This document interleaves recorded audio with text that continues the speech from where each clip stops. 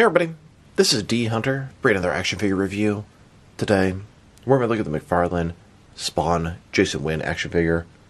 Jason Wynn is a supervillain in the Spawn universe. He's the director of the United States Security Group. He's possibly the most powerful man in the world. His actions caused Al Simmons' soul to be sent to hell and transformed him into Spawn in the first place. I didn't even know this figure existed. I'm a sucker for suited figures. I found about him, and then found out he really doesn't cost that much on eBay, so bam, here he is. So let's take a look at the packaging. As you can see at the top, McFarlane Toys, Jason Wynn, Spawn.com. Here he is in the package. Looks like he's pre-posed, very little articulation. He's got a scar in his mouth, he's got some confidential files, and then he has a security group display stand. On the back side, you can see this is an old school McFarlane figure, a ton of other action figure lines he's making at the time. And there's his barcode if that helps. So without further ado, let's open him up. Alright, now that this figure out of the package, here he is with all his accessories laid out. He doesn't come with a lot of stuff, but he has what appears to be a display stand, and then a little secret file or envelope. This is the epitome of a background character. He doesn't do much. He's barely articulated at all. Like I said, I'm a sucker for suited guys. That's why I got him. Literally to be used as a background character, so he should be perfect for that purpose. So this is Jason Wynn. He's the leader of the United States Security Group. Supposed to be one of the most powerful men in the entire world. He's pretty much a villain in that type of government position. So let's take a look at the figure. Start with his head. Looks pretty good. He looks serious. He's got the cigar, goatee and beard type thing. Hair kind of pushed back. Now, the figure doesn't really do anything. It doesn't move at all. It's basically a statue. Black sports coat, green shirt, black tie, little pocket handkerchief. You can see the watch on his hands. But zero articulation from head to toe, except the feet. They rotate this much. Why, oh why, would they even include that? What is the point? Make him a whole freaking statue. This does not make me feel like it's an action figure instead.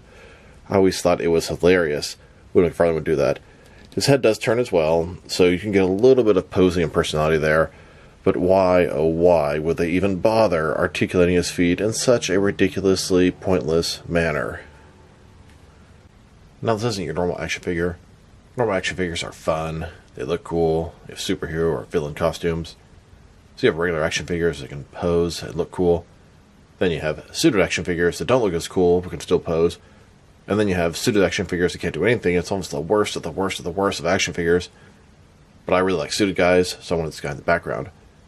Now, they didn't sell this guy at regular stores. He was some sort of McFarlane Collectors Club Exclusive. I don't really know all the details. Obviously, he wasn't that exclusive because he's still cheap 20 years later on eBay. He kind of reminds me of an Amanda Waller type character in the DC world.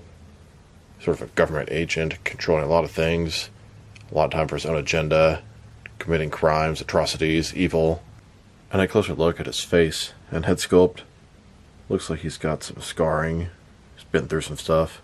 You can see the cigar. It's lit. It's got ashes on the front.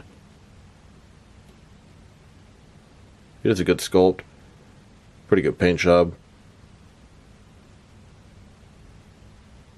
Now let's check out his accessories. Let's start off with what I thought was a display stand. It's not a display stand. First of all, he doesn't need a display stand. He can't move at all. He can stand up just fine by himself. And this is not a stand. There's no sort of peg for the pegals on his feet. Looks like a little badge. United States Security Group. United States of America. Has a little bit of blood on it. On the back, it does say McFarlane Toys 2000. Then we have this security file. And this thing is absolutely amazing. So, a little folder here says confidential. A little logo of the security group. Even a paperclip on the side. Eyes only. On the back side, it's got a little tab here with something written. It's Al Simmons logo. That's Spawn. It actually opens up. And it's got tons of little documents inside. Different papers. Like I said, this thing is fantastic. Very, very well done. I can put this to a lot of use in my action figure world. It probably only cost them pennies to make this thing, but man, very well done. It's awesome. So there you have it. That is it. Its action features include its head turning and its feet turning for no reason at all. Really, really cool accessory. The figure, it's not really an action figure at all. It's sort of just like a prop. You can just be sitting in the background of an office building. It doesn't move at all. But I got him so I could use him as a background character, and he'll definitely work in the backgrounds for a mob or gangster base. Now they're taking a pretty good look at the figure and his accessories. Let's check out his height. From bottom to the top of his head, standing right at 7 inches tall, which can translate to just under 18 centimeters. And then for his articulation, which I've covered to death. The only useful articulation on this guy is his head. His head can rotate side to side, giving him a little bit of personality. And his feet, I just think it's hilarious. Why would they bother to make him turn like this? McFarlane does dumb stuff like that in their old Movie Maniacs line. They'll give something this weird pre-pose position and have his arm move the tiniest bit that is just pointless and useless. It's got to cost money to cut an articulation into the ankle there, so why would they even do it? Here's a look at Jason Wynn standing in front of a large pane window. This is actually the inside of his packaging. Now let's check him out. Next is some of their action figures, starting off with some of their Spawn figures. So McFarlane first started making Spawn figures back in the 90s. They were a 6-inch scale, larger than anything else out there, and they slowly crept to 7-inch scale. Then they kind of went away for a while, and now they're back, fully articulated 7-inch scale again.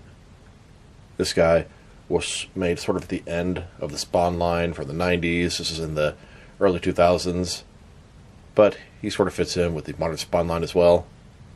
Here he is next to two of the earlier Spawn figures.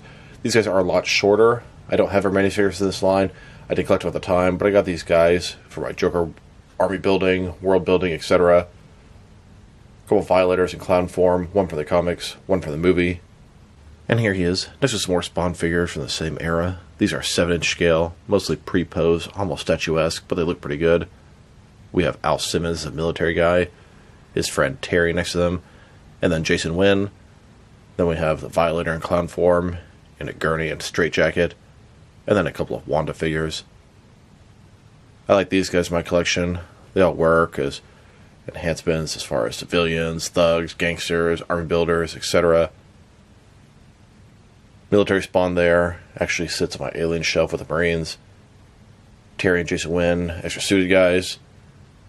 The clown here is a great background display on my Joker shelf. And then those Wanda figures, very useful. Now let's check them out. Next to some modern McFarlane Spawn figures. 7-inch scale, fully articulated, great sculpts, pretty good paint job. Here he is, next to the best 3 modern Spawn figures. On the far left, we have Spawn from the Batman Spawn 2-pack. And on the right, we have a couple different Spawn figures from Mortal Kombat 11.